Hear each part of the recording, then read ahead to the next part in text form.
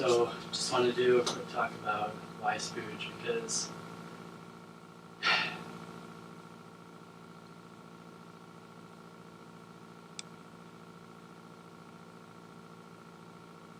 not a lot of people do things like iSpooge, at least in the professional world, and it's starting to make sense why it's not very popular in the professional world and why it's unprofessional. I alluded to a lot of crap that goes on, including the norm of telling people to lie on their resumes for convenience. So it turns out that in civilized life, physical dominance is not a factor. This is something that I did not know for most of my life because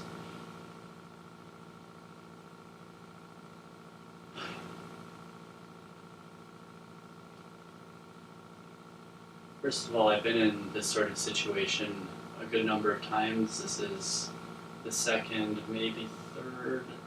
Maybe there's been more times where I've been really in a bad spot, so to speak. And something that's pretty cool is archive.org keeps websites available way back, as far as I know about, probably 2000 or sooner. So something that happened was when I was in high school, I actually had this website called iSpooge Daily, using the domain iSpooge.com. And as I became professional, I put the iSpooge down, and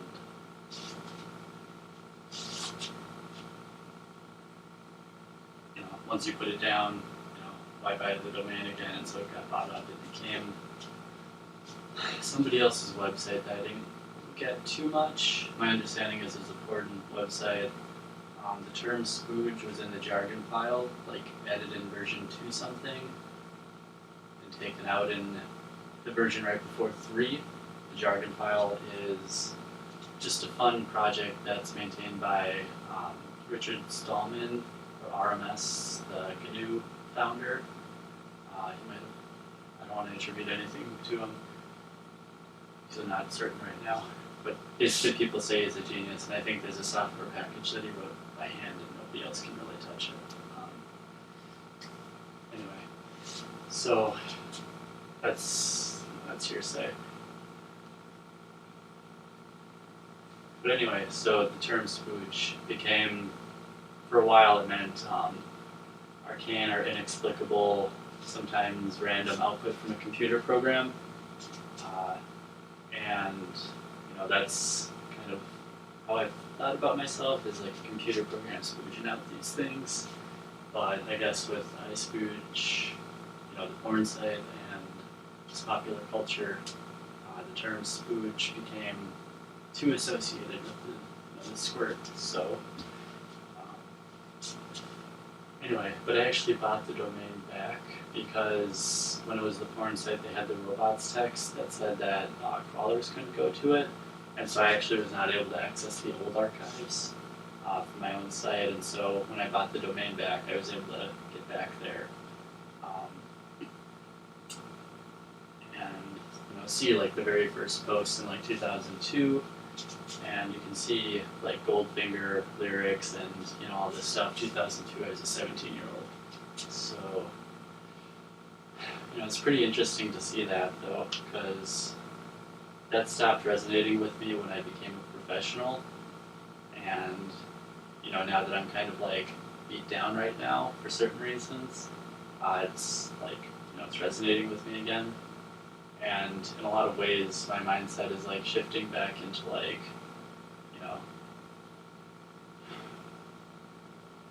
the Tao Te Ching, and just I guess normal like problem solving would say, like if something's going wrong in your life, identify the children and trace them back to the parent, and then like know the children but pay attention to the parent. So like my life child came down this branch and it didn't work out, so I have to trace it back until where things were working. And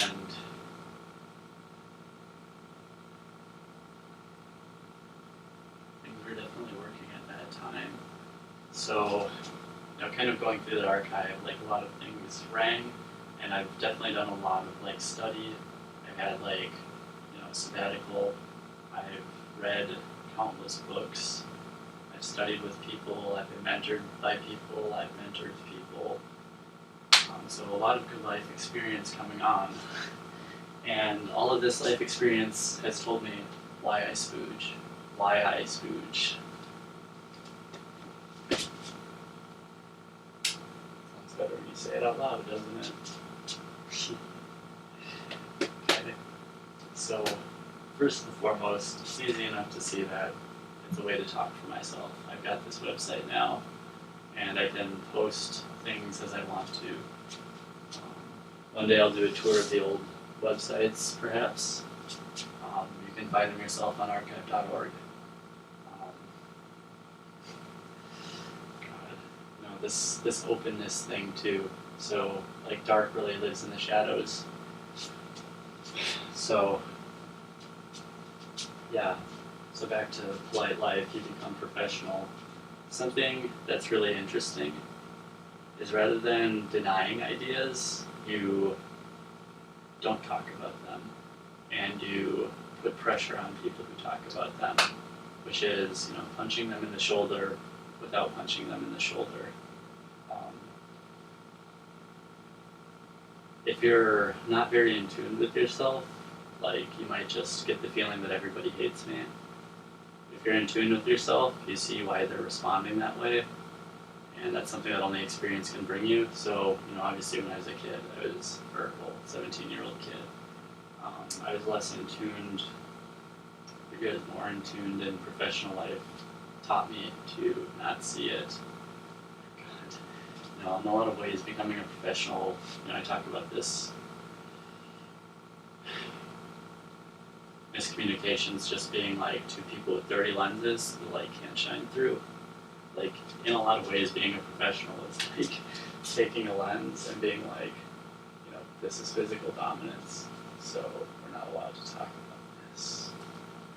This is individuality versus group, we're not allowed to talk about this. And so in order to be professional, you have to meet this. And so if you start off like, and maybe it may say that certain areas have to be free of lenses, free of smudges as well. So like ability to write code, like you can't BS your ability. You can do things using these dark spots to make it seem as you had more ability, or make it seem as your competitor has smudges on their ability. That's what this is about. That's the whole, like, privacy, secrecy, blackmail stuff. So you might start here and want to go there. So part of, going to university, being an intern, and being, somebody's bitch for a while is, getting the proper lens cleaning and dirtying to happen. So, from my perspective, why do I spooge? Like, I'm definitely at the mercy of most men. Like, I stand all of 5.5 feet tall. I think I'm actually 5'5". 5 feet, 5.5. So all people need to do is stand really close to me, and I feel very, very small. And while I can realize what's happening, ideally, I never let the people get that close to me. But sometimes in the workplace, people really, literally put their dick on your back just to show, like, I don't know if they do that to girls. Like, girls are smaller, but I think that man to man versus man to woman treatment is different. This is one of these smudges that we're not allowed to talk to as well. So I'm breaking professional rules by talking about this. But they've not treated me very well, so you know, for me, physical threats are abound, and as a result, I've had to cultivate other kinds of dominance. Like my social skills are actually good, and my mental skills, obviously, well, it's probably not obvious to everybody, but to the few people who know me, I'm going to get to more things here too. Okay, with dominance comes challenges. So I've cultivated these, but you know, we said one of the strategies is to make other people look like they have smudged lenses. So I never had physical dominance, but I cultivated these. Now, with dominance comes challenges. I haven't always known that challenges were coming. For example, there's one person who, at least one mentor, at least one older cousin, and if I recall correctly, one of my friends who I introduced to him said, "This guy envies me." Now, when you're, you know, there could even be career is maybe a function of these. Because, you know, I had my own e-commerce business, and I actually trained this guy. But, you know, people, at least these three people said, "Hey, this guy is jealous of you, this guy envies you." And at the same time, very often, in many different contexts, you know, I get along with most people very splendidly. But with this guy, it always seemed that there was some kind of altercation, and for some reason, I was always the one to blame. But, you know, I didn't actually have, like, a lot of friends because, you know, I think for a lot of reasons, you know, like when I was a kid, people's parents would, you know, maybe we'd hang out once or twice, but their parents really didn't like my parents, who, now that I'm getting to know my parents, I definitely see where they were coming from. Definitely just alcohol, negligence, neglect, possibly. Anyway, getting off on kind of a sidetrack, like, basically with dominance comes challenges. You know, I've been able to be a very adaptable person, so, you know, I've had to cultivate all different kinds of dominance. Obviously, physical isn't one.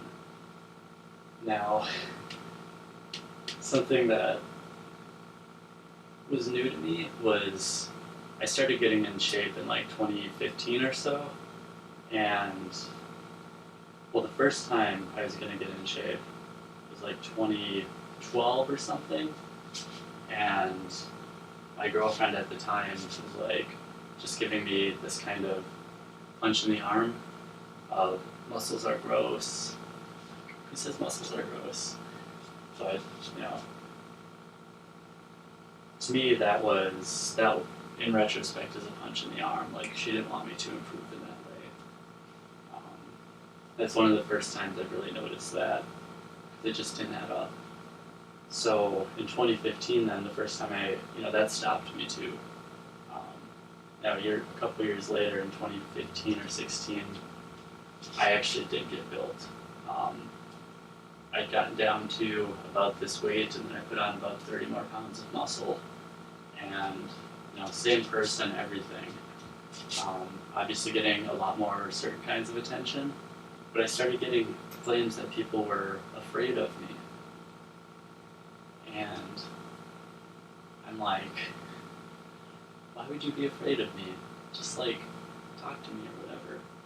But I think it's actually a good game that can be played. You know, I talked about the false rage accusations, saying that you're scared of somebody is one. I made a couple of recent Hacker News posts about, like, Slack and the different kinds of, you know, dominance games you can play there.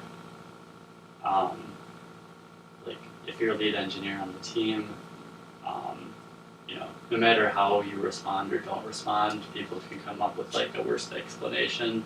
They can sort of use removal of context to create a trail of bad behavior that, while it isn't true, it appears to be true in spirit, it appears to be true pattern of, of being a bad actor to outside viewers.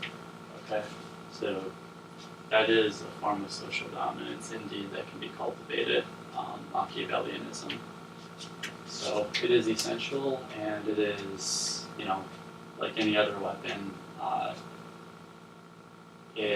or I should say, is it a weapon necessarily? Like a table knife is an instrument. So like any other instrument, it can be used however the holder wants to use it.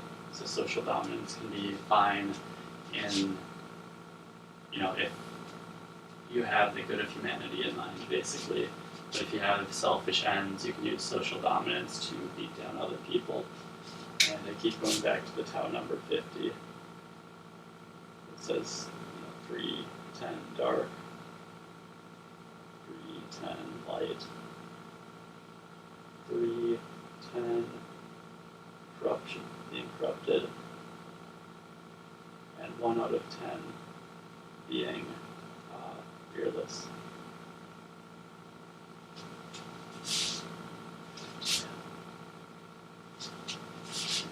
Okay. So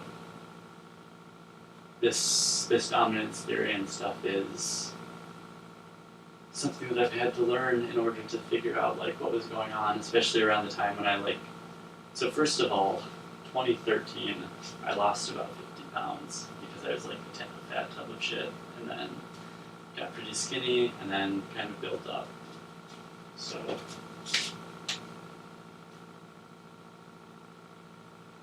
now those are the games. Now we get into algorithms. Those are a new thing. We're starting to see a lot of this on YouTube, where people talk about, if they have certain keywords, they get demonetized.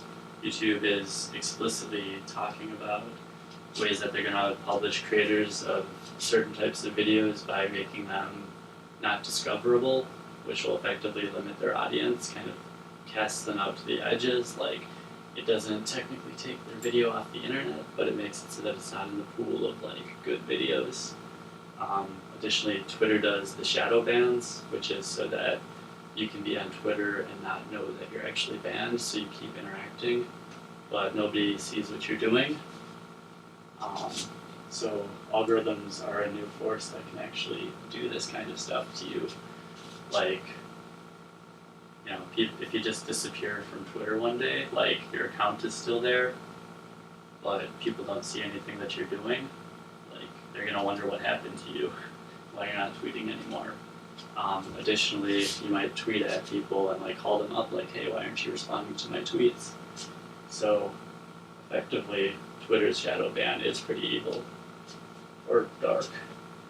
Okay, so and there is some built-in darkness, and so limiting, kind of limits these things, which are censorship and which is removal and deranking. Now, limiting third-party system impact means that, your normal workflow is to go on Twitter and stuff, and now you're banned from Twitter. And so now you have to go onto, that new one, gab.ai, I think it is.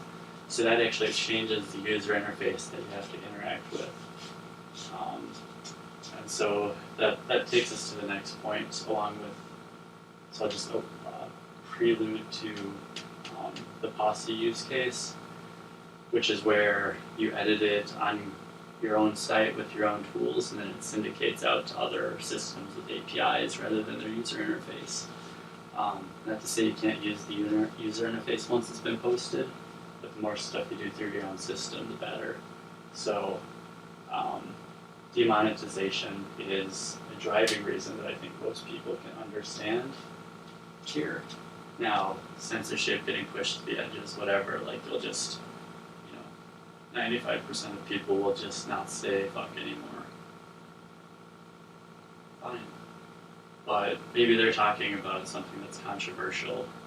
Um, and we've seen with Twitter the Project Veritas footage, which is, there's a lot of people on tape saying essentially like, because everyone in the company has this one political position, that if somebody of the opposite or of a different position gets flagged, then everybody will go along with the story and ban that person. So it's just like all goes, possibly, I said all goes, also moderation with centralized sites.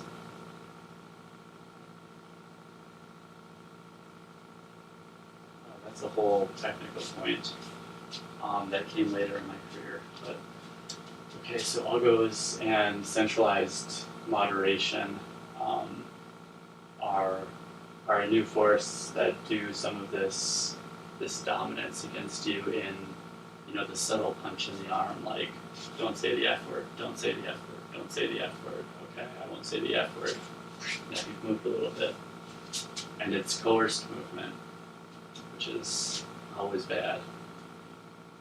Okay, so now newer development with the new iSpooge. Like the old iSpooge was before Twitter, before any of this stuff existed. Like there was a live cam that updated every 60 seconds or something. Like I had to write a Perl script to do that. There was no Twitch or Justin TV. Justin TV came out years later. LiveJournal was around. LiveJournal came out.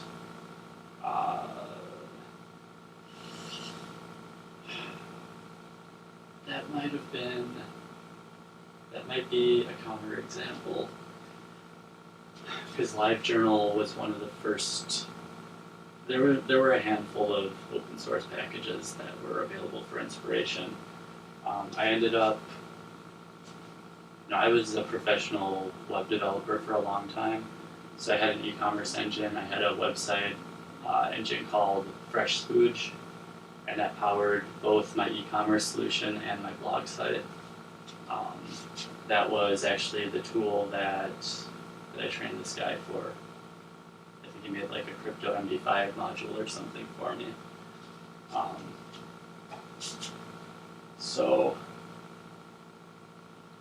yeah, like now we have this thing called Posse, which is publish on your own site, syndicate everywhere. So then there was no syndication, but now we actually have these very wide-reaching platforms which provide all this value, and that's really why people use them. We've got the Twitter, the YouTube Live, the Facebook Live, Periscope, Twitch, probably a lot of others. So there's lots of platforms, and then they all have APIs where you can syndicate, including the streaming video ones, which take this RTMP protocol. So that's kind of preluding to our next point down, but it'll take a second to get there. So now I'm doing this Posse thing with iSpooge, which means I built the platform to be self-contained onto the Raspberry Pi. And Tiny Data Center is realizing that it's kind of it's its own project, which is focused on the platform, and then iSpooge runs on the platform. So dogfooding that by making a couple different use case implementations on the platform, starting with Tiny Data Center, and then kind of getting out into the next use case, which is the blog. Okay. So it's a new medium, like we see it everywhere, like Patreon Lens, props for that, that's brand new. A lot of what I'm doing here could be syndicated right out into Patreon Lens if they had an ingest API, for example. It can be syndicated out to Twitter, it can be syndicated out, as I am doing the live video systems. Some episodes have gone out to Twitch. Some have gone out to Facebook Live, the majority have gone to YouTube Live, and then the static videos I upload straight to YouTube through the website. And then from an important perspective, it's the the left and right brain.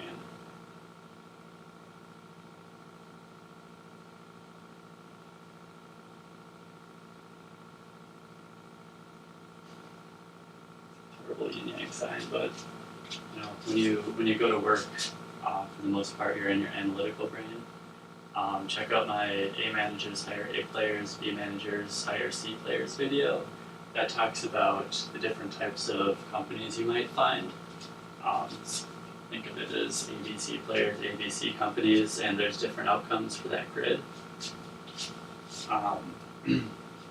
So if I'm working as like a very high level platform engineer, like there's not going to be a lot of room for creative expression there.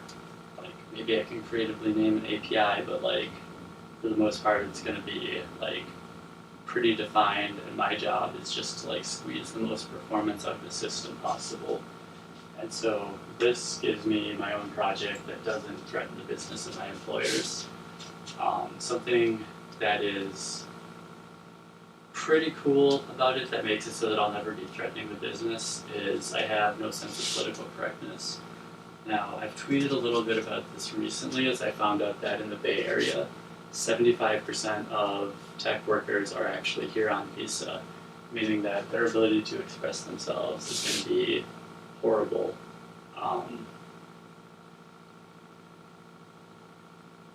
And that is because they don't have the ability to move between jobs. There was this study from like the late 90s or early 2000s that talked about why Cambridge, Massachusetts was not the same hotbed that the Bay Area is, being that Cambridge has Harvard, MIT, and more, and the Bay Area has Stanford, Berkeley, and more. The key difference, is probably a 10 or 15 page report, was that the Bay Area has the ability for people to move between jobs very easily, and California state itself enforces the non-compete clauses and the ability for employees to own their own intellectual property if they work on their own equipment in their own time, and do things that aren't essentially directly competing with the company, stealing clients, etc. So essentially, like, that's really like the rational, reasonable, long-term, good way to do intellectual property, basically to have a strong ecosystem of intellectual property. Now, the new investment culture is pretty different from that, and it's definitely helped out by the fact that so many people aren't able to move jobs anymore. They're effectively locked into their employer, which is the situation in Massachusetts as well. So this is a little bit of an activist point, but as an American, I have to walk the line extra hard because 3/4 of my colleagues cannot, who are here on visa. So I can use this platform to do activism without worrying about moderation or censorship, either through algorithms or moderators. And I can still, because it's a posse, I can still syndicate it everywhere that will allow me to host my content, which realistically I shouldn't get banned from anywhere. One thing that might get me banned is saying fuck, shit, piss, cunt, cocksucker, motherfucker, tits a lot.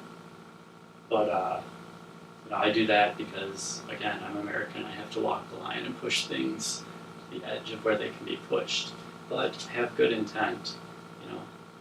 That's the main thing that I think has become missed.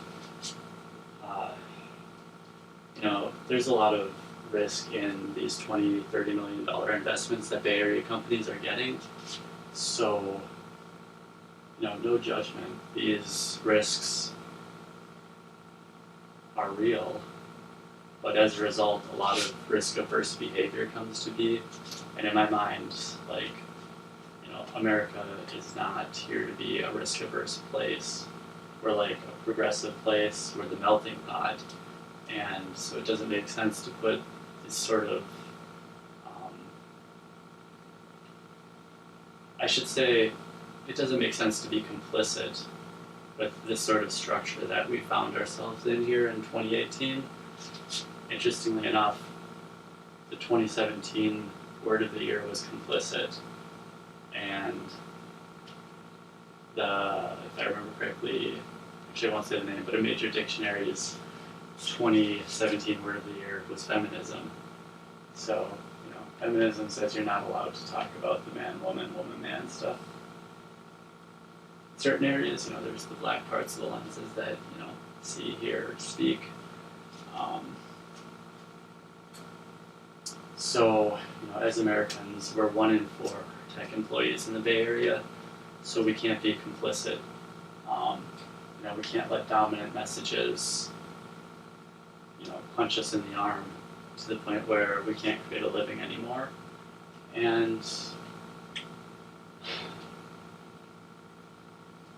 do we even want to have a living if we are working with people who feel like they're in indentured servitude anyway? So this group versus individual stuff, additionally, just geographically in California, there's the Bay, and here we have me, and we have all major tech companies that I have mentioned. We've got YouTube, we've got Facebook, we've got, is Twitch here? I won't write that one. So we can agree YouTube and Facebook are just freaking major, some of the most major. I'm pretty sure Vimeo is here, won't write it, I'm not totally sure. But you get the picture. There's this one tiny spot that dominates all of this. And additionally, the investors are here too, Sand Hill Road. If we think about scale of things, Sand Hill Road and Wall Street are peers for sure. I don't know the factuality of Sand Hill Road being more wealthy, but it may be close. So we've got this tiny little portion, and we've got them writing all the algorithms. Me at some point in my life too. To do this stuff. So they both run the platforms and moderate the platforms. So what do? Well, the internet was built for decentralization, which is part of what made the first iSpooge possible. I could just set up an Apache web server, buy a domain name, point the domain name to my server, and boom, maybe I had some Dyn DNS thing. But, if you work for Facebook or Google, and then you have something to say about Facebook or Google, what do? That's among other things, just among videos, I quit my job the weekend of Thanksgiving because it was a shithole, and I took from that time until, which by the way, I've never publicly disclosed that company's name, and the only time I disclosed the previous name was to the recruiting firm who got me that job. So I know if anyone ever finds the name, then there's a problem. Okay, so yeah, if you essentially, you need to be able to speak for yourself at all times. There's a lot of things that'll try to stop you. There's something called monoculture,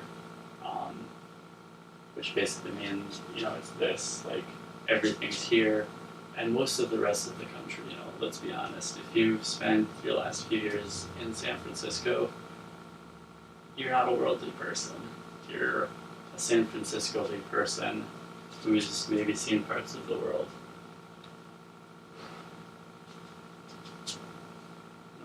Anyway, that's opinion that you'll see more of later, and it's opinion that, for example, this is stupid, but I'm not even going to that. Anyway, it's important to be able to talk for yourself and not be kicked off of platforms. Not feel like you're getting punches in the arms. And really importantly, I'm incredibly embarrassed by, or I should be incredibly embarrassed by the old content in iSpooge, but given I've also been doing this hashtag openness thing, which is just publishing my own private information that people are actively, or I think people are actively using as a secret against me. I've gotten this interesting text message with this cryptic link twice now. I got it once at one time and again now, and the times are interesting. It's obviously registered under an anonymous account. This could be threatening or scary, but whatever's in there, you don't want to work in shitholes that are full of the six dark and corrupted. You don't want to work in that sort of environment anyway. And so none of this information is damaging. I had written up there, I'm allowed time to respond, because one of the tactics that people will use is they'll put time pressure on you to respond and speak fast. They'll also shut down conversation, like refusing to respond to emails, things like that. These are, the punches in the arm. And also the social dominance, like if they can get you to say something, like they get just enough, and then they can go and do things like send anonymous text messages. And why now? Well, so I've been wanting to get off social media for a while because I felt trapped. Now that I've been doing this, I've been kind of like reopening side channels like text messages and email again with people. And right now, this week, I'm going for the big one of shutting down Facebook, my Facebook account. And, it's crazy. So why now? Like, Facebook became ineffective to express myself on. Like, that kind of has to do too with the new forces.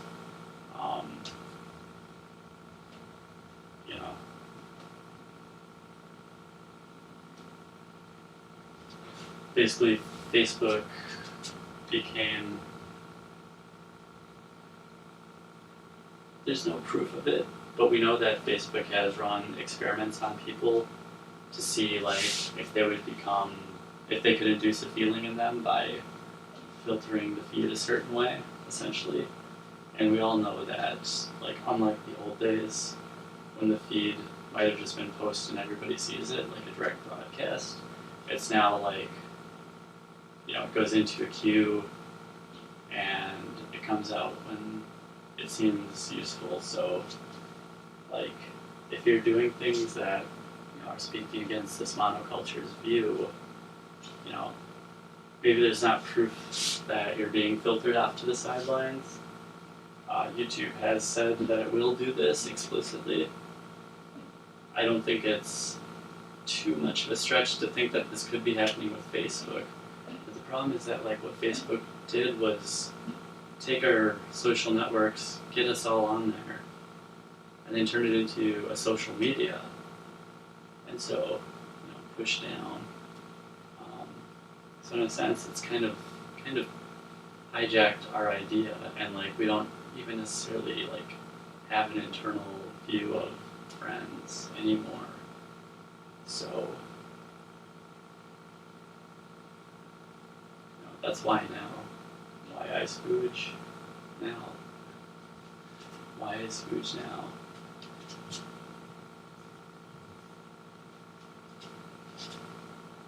I think that about covers it. I was going to do this as a live broadcast, but I decided that just record it and talk to myself on my blog, on my posse. So I'm going to get back to Tiny DC number 5, which is creating a maintainable, fast, persistent website as a self-hosted broadcast box. All of this is currently being posted to YouTube, but at the end of it, I'm going to import it from YouTube, and then essentially get the docs and ops going. And that should help the process of other people who are having some of these feelings, help, step them, not take them off of YouTube, because what this will do is actually let them syndicate out to YouTube, but rather it'll give them the master copy and sort of the power to stay online, even if one of these things affects them.